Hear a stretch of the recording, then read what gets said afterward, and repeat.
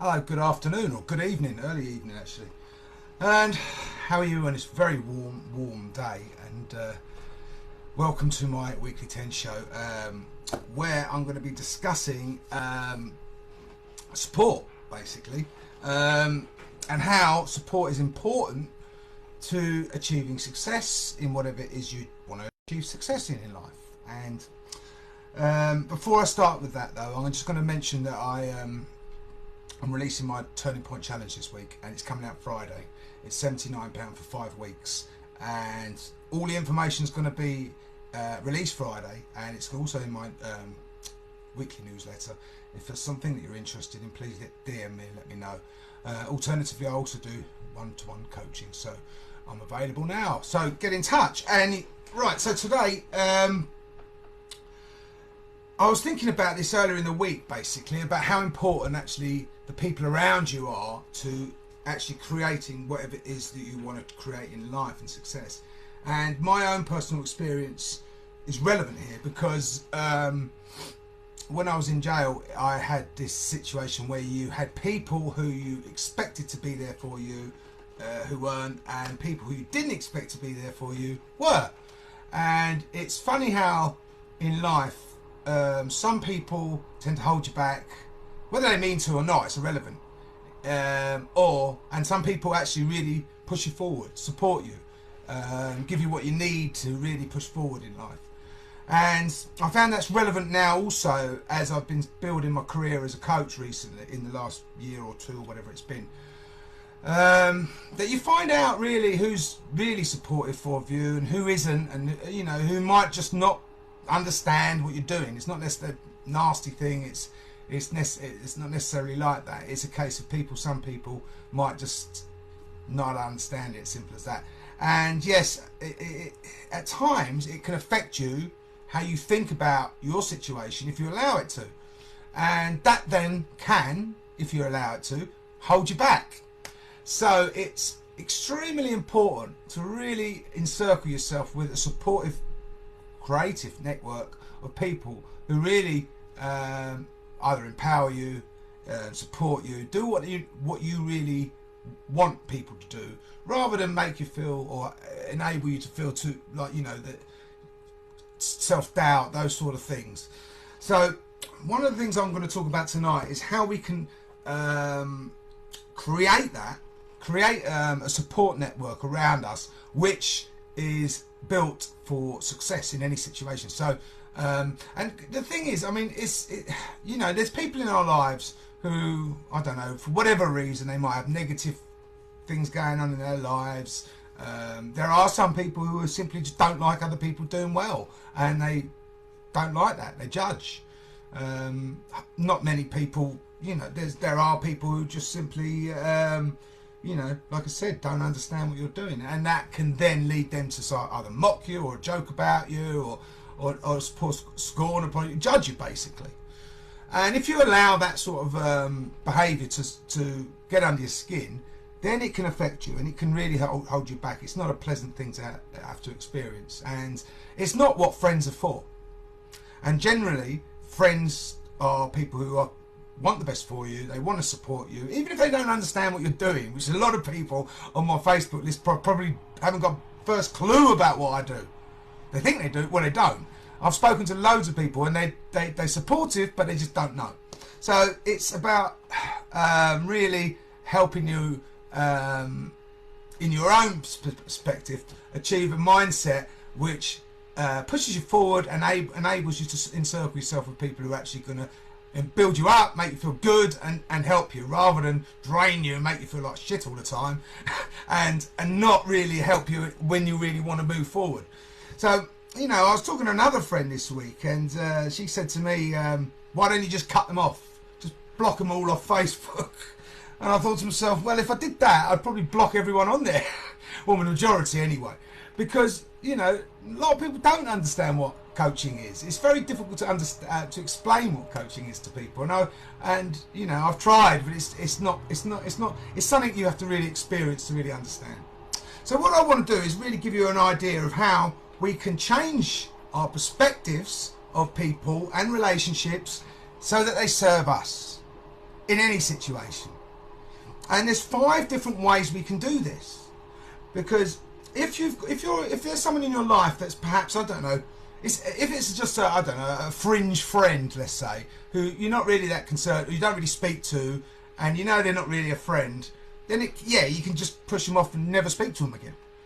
But if it's someone who actually really, is close to you, you've known a long time perhaps, or a family member, that's not always easy. So it helps to be able to manage that in a way which is constructive and productive, so that you keep you're highly energized and you're still doing what you want to do, and you're still being productive without allowing other people's judgments or whatever it is to affect you and drain you and hold you back. And we've all got people like that in our lives, so it's normal to have that. So anyway, so the first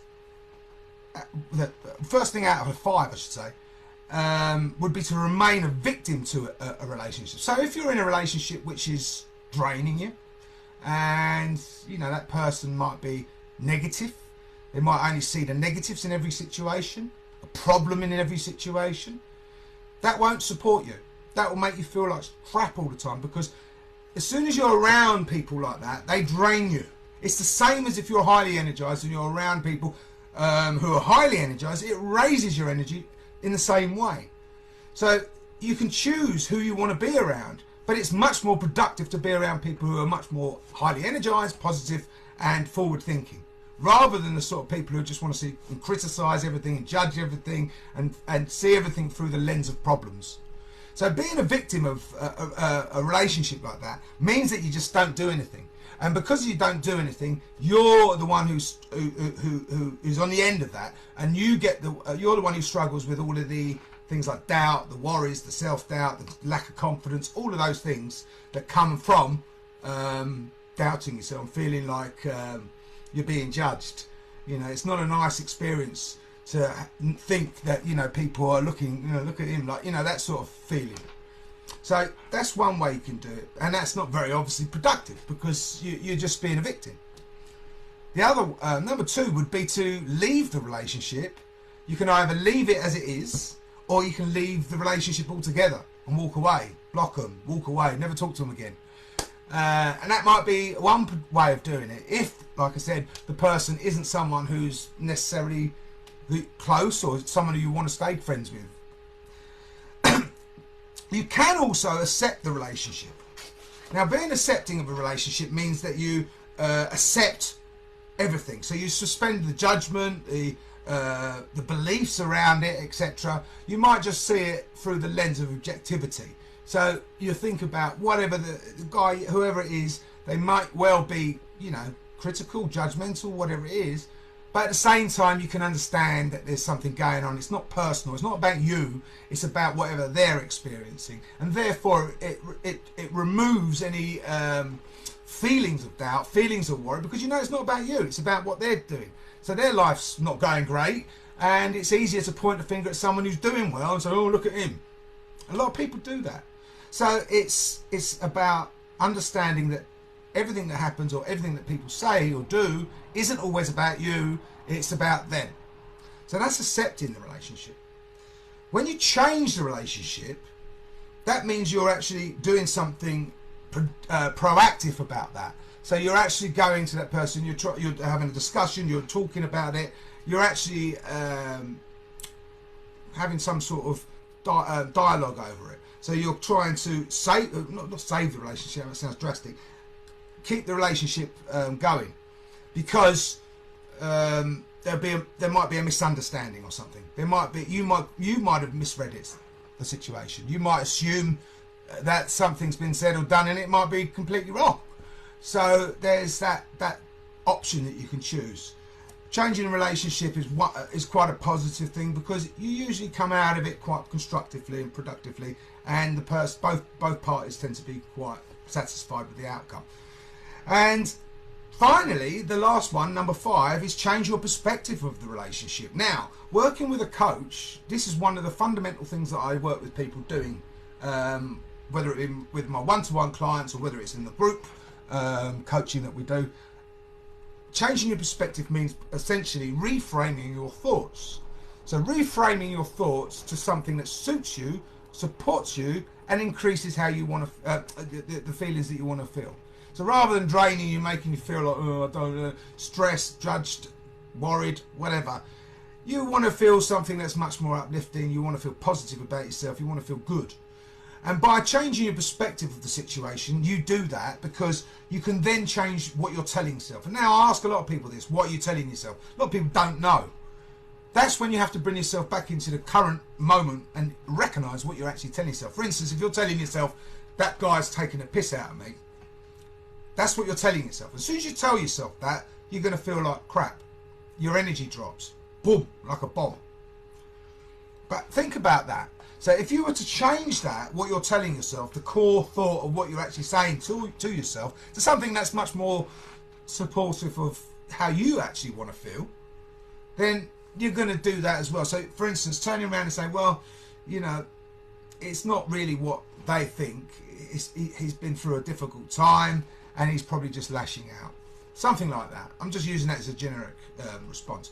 However, by telling yourself that, what you don't do is start feeling the self-doubt, the worry and all of those things. What you do is you feel much more responsible, you feel much more in control, you feel much more able to use your thinking to actually work for you rather than being the victim of whatever's going on around you. Okay? So it really does make a difference when you can learn how to be consciously aware of what you're thinking and change little things. It could be just changing words that you're telling yourself. For instance, if you're telling yourself, I can't do something, or I will try to do something, but that's a negative connotation. So by telling yourself, I will do something, or I choose to do something, it's positive intention. So you're actually affirming that to yourself. That alone raises your feelings of feeling good. You want your energy. You feel much better when you do that. And when we learn how to do that and be conscious of your thinking, you start creating things. You start feeling things that you want to feel, and you don't allow yourself to slump back into the subconscious mind, telling yourself all this crap that makes you feel rubbish. So I hope that's been of some help to you tonight. And like I said, get in touch if you're interested in finding out more about my group challenge program, the Turning Point Challenge, which is coming out this week. Or alternatively, you just want to have a chat and see if coaching's for you or not. Get in touch. Have a great keep saying have a great weekend. It's still Wednesday. Have a great couple of days until the weekend. I'll speak to you later. Bye bye.